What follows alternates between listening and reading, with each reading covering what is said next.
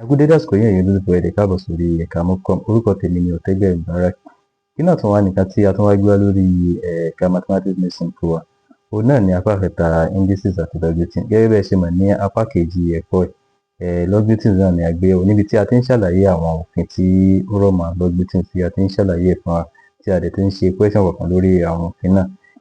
Àmọ́ ní fún pàtàkì ẹ̀kọ́ ti tèmi, nǹkan tí a máa gbé òun náà ni a tún máa ṣe àwọn question lórí a tún ṣe question kan náà ní orí logarithms kí iṣẹ́ yìí kó tó lè bá máa yé wa dáadáa. A tó wá lọ ẹ bá wa lọ sí ìsàlẹ̀ fídíò yìí ẹ lọ bá wa tẹ subscribe button kí ẹ lè bá máa rí àwọn fídíò wa ní gbogbo ìgbà tí a bá ti gbé sí orí afẹ́fẹ́ YouTube tí yóò sì máa yé wa yékéyéké. Ẹ ṣe wá má gbàgbé láti máa like àwọn fídíò wa torí òun náà ni yóò máa jẹ́ ìwúrí fún àwa náà. Àwọn ibi tí ẹ tún lè tẹ̀lé wa náà lélẹ̀ àwa lórí YouTube, àwa lórí Instagram, a dẹ̀ tún wà lórí TikTok. Ẹ tún lè máa tẹ̀lé wa ní gbogbo abala bẹ̀yẹn náà.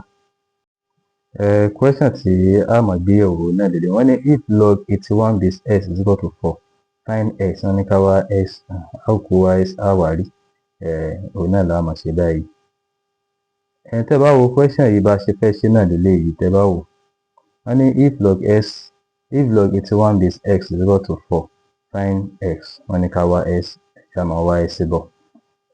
Solution wa lélẹ̀. Tẹ́ bá rí nǹkan tí wọ́n kọ́ ní record the derivation of logarithms. Tẹ́ bá lọ wo fídíò wa lórí logarithms bí a ṣe define logarithm, ẹ rí i pé iṣẹ́ yìí yóò máa yé yín kéékèèké.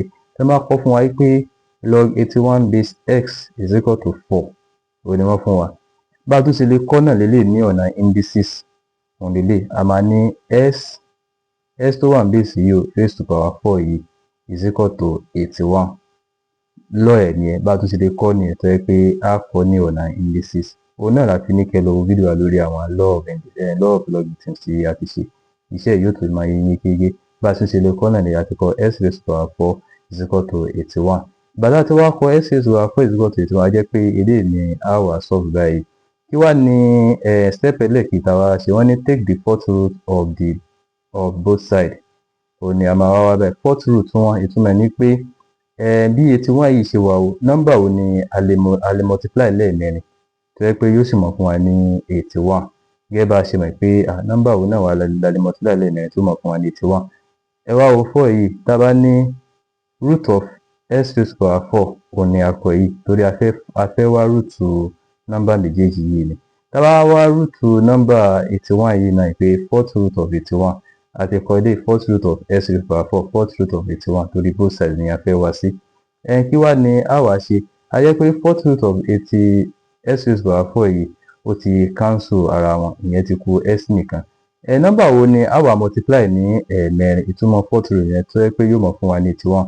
Ẹ rí i pé 3 ni nọ́mbà náà. Tá a bá ní 3 times 3 ó máa fún wa ní 9. 9 times 3 ó máa fún wa 27. 27 times 3 ó máa fún wa ní 81. Ẹ rí i pé 3 raised to power 4 náà ni. Ẹ rí i pé àti root of 4 àti 4 tó wà lókè yìí o wọ́n ti cancel ara wọn ní answer bá ṣẹ́kù ló bá ṣẹ́kù 3 ní s wa bá jẹ́ 3 s náà ní àwa náà ní àti rí òun náà ló jẹ́ 3 bí a ṣe máa ń wà nìyẹn. Ẹ wá ṣe gan tí ẹ̀ ń tẹ̀lé wa ká lọ. Ẹ wá máa fojú sọ́nà lórí topic wa lórí algebra. Ẹ dẹ̀ má gbàgbé láti lọ fídíò wa lórí logarithms kẹ́ lọ wo àwọn òfin logarithms kí iṣẹ́ ìkó tó lè bá máa yé yín kéékèèké. Ẹ ṣe gan tí ẹ̀ ń tẹ̀lé wa ká lọ.